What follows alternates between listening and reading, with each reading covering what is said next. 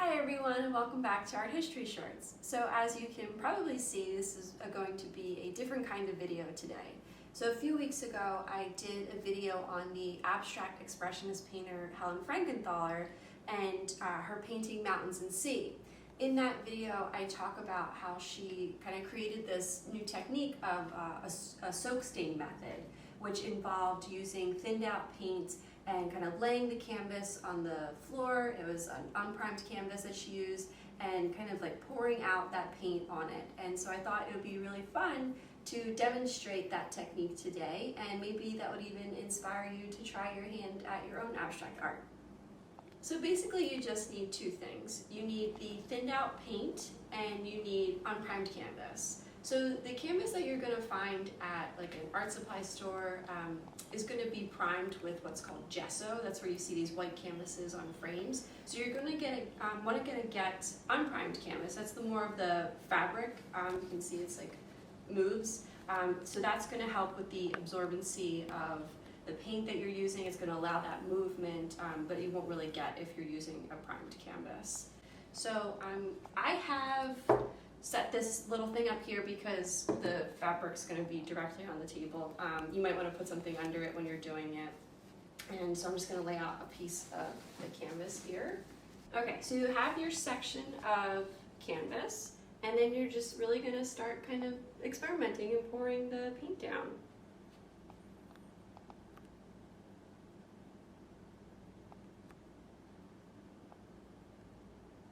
So Helen Frankenthaler would kind of experiment with the paint, and she would let it pool in certain sections and to get this deeper look, and then she would move it around and kind of create these drips and get this like flow and movement from the paint.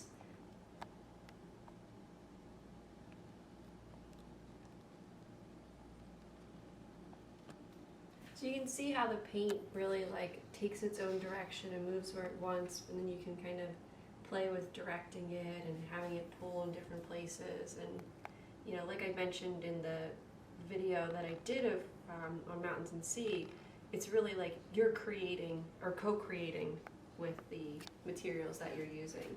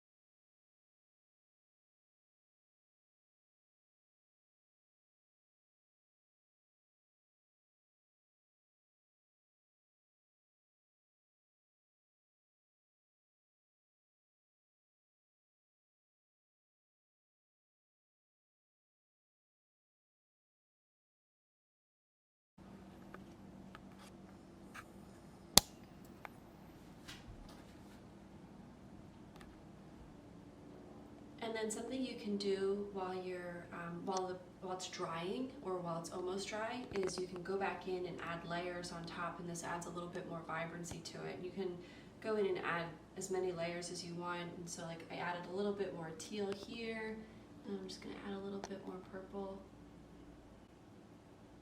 and then it's just has this brighter appearance over here.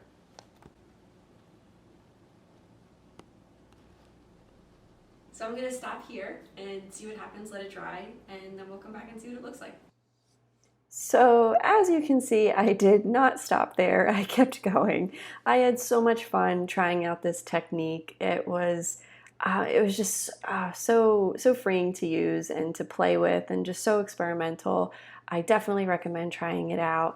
Something I do want to touch on though is to mess with your ratio of water to paint. I think at first I had maybe too much water with mine, so I would I would play with that, and you can get some brighter colors, and it doesn't have to be super watered down. It can just adding a little bit of water to acrylic can go a long way. So I hope you enjoyed this video with me, and something a little bit different for Art History Shorts, and yeah, it was a lot of fun. If you're interested in seeing more of Helen Frankenthaler's work, I'll have a link to that in the description. It was so much fun just to do it on a small scale, but seeing her work in these large canvases, I just can only imagine how much fun that was to do, and to see that, to see her work in person is really something. It just envelopes you. It's really, really awesome. If you're interested in learning more about our history, I have other videos on the channel. There's Helen Frankenthaler's video in particular, if you're interested in that and learning a little bit more about the context behind her painting and the different time periods of painting. So check those out too. Thanks everyone. I'll see you next time.